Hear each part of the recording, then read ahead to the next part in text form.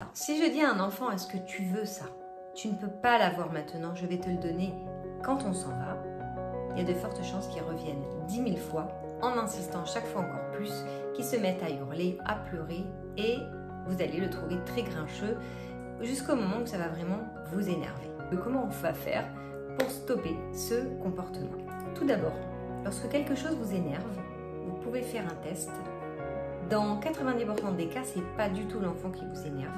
C'est un sentiment qui est enfoui en vous, qui parfois n'a aucun rapport avec l'enfant, mais qui va ressortir au moment où l'enfant vient vous solliciter. Vous pouvez être énervé avec un membre de votre famille ou contrarié. Et là, vous êtes incapable de faire un break pour vous occuper de l'enfant. Donc du coup, ça fait effet boule de neige. Toutes les paroles qu'on vous a dit vous mettent mal. En fait, l'enfant, quand il arrive, il fait juste un espèce de gros bouchon sur ce qu'il y a déjà sur vous. Vous pouvez faire attention, vous allez remarquer, c'est affolant. Chaque fois que vous êtes énervé avec l'enfant, chaque fois que vous sentez comme ça les nerfs qui bouent, en réalité, il y a quelque chose qui précède cet énervement. Ça ne vient pas tout seul. Un petit enfant de 3 ans ne peut pas logiquement et théoriquement énerver quelqu'un qui est zen et tranquille. Devant un enfant qui est très persistant et quand on ne sait pas quoi faire, on va avoir une tendance fâcheuse à le qualifier par certains adjectifs qui ne vont pas du tout vous rendre service parce que vous allez créer la réalité à laquelle vous ne voulez pas du tout avoir affaire. Donc si on répète qu'un enfant il est impatient, qu'il est grincheux, qu'il est énervant, ben, il va exactement se comporter comme tel. Et c'est ce que vous voulez éviter. Donc déjà, éviter de dire des mots négatifs, ça fera une meilleure réalité. Donc si vous voulez un enfant qui a un bon caractère, dites des choses positives, soyez illimité. Et les choses négatives, vous les mettez de côté, vous les balayez. Alors la patience d'un enfant, en tout cas moins de 5 ans, elle est très très limitée.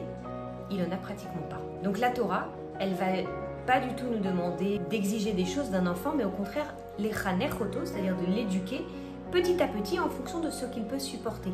Un enfant ne pourra pas attendre 6 heures entre le lait et la viande, c'est pas grave. C'est pas ce qu'on nous demande. On nous demande de lui apprendre déjà qu'il y a une différence entre le lait et la viande, ne pas les manger au même moment. Ensuite, d'attendre par exemple 10 minutes. Après, l'année d'après, 1 heure. Il y a des enfants qui n'arriveront pas, même à 8 ans, ils n'arriveront pas à attendre plus d'1 heure. Donc ça sert à rien de rentrer dans une frustration et d'exiger quelque chose de l'enfant que la Torah elle-même n'exige pas. Donc, on se détend. Okay, on prend une bonne bouffée d'oxygène et on va exiger des choses selon le tempérament d'un enfant. C'est-à-dire que vous devez être très très ouverte à ce que l'enfant est capable de supporter et ne pas exiger plus. Hélas, en tant que parent, en tant qu'adulte, eh ben, on oublie de se mettre à la portée de l'enfant et on a toujours tendance à vouloir que son enfant il soit mûr, à ce que son enfant il soit capable. Mais la Torah, rappelez-vous, ne nous demande pas ces choses-là avant l'âge de 12 ans chez une fille et 13 ans chez un garçon. Alors l'enfant n'a pas cette notion de temps. 1 heure et 1 jour pour lui, c'est pareil. Donc vous comprenez que si vous dites à un enfant « Tu auras ceci tout à l'heure quand on sort », eh bien il ne comprend pas ce que ça veut dire. C'est quoi ton tout à l'heure? Pour lui, tout à l'heure, c'est dans 5 minutes. Donc si dans 5 minutes, il voit que vous ne l'avez pas donné, c'est que vous ne tenez pas votre promesse. Donc le plus simple, c'est de dire à son enfant « Oui, tu auras » ou « Non, tu ne l'auras pas ». Ça ne sert à rien de le faire attendre en longueur parce qu'il ne peut pas le faire. Donc n'exigez pas de l'enfant quelque chose qu'il ne peut pas. Et comment vous allez voir qu'il ne peut pas? Parce qu'il est en train d'hurler. Donc dès qu'il hurle, c'est un petit signal. Je ne peux pas le faire.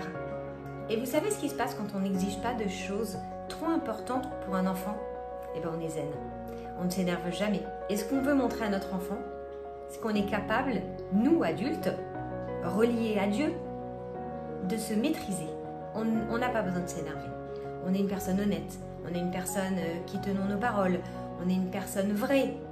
Mais si je montre à mon enfant que dès qu'il y a quelque chose qui ne va pas, je commence à m'énerver, je pète un câble. Et il est bizarre cet adulte. Hein.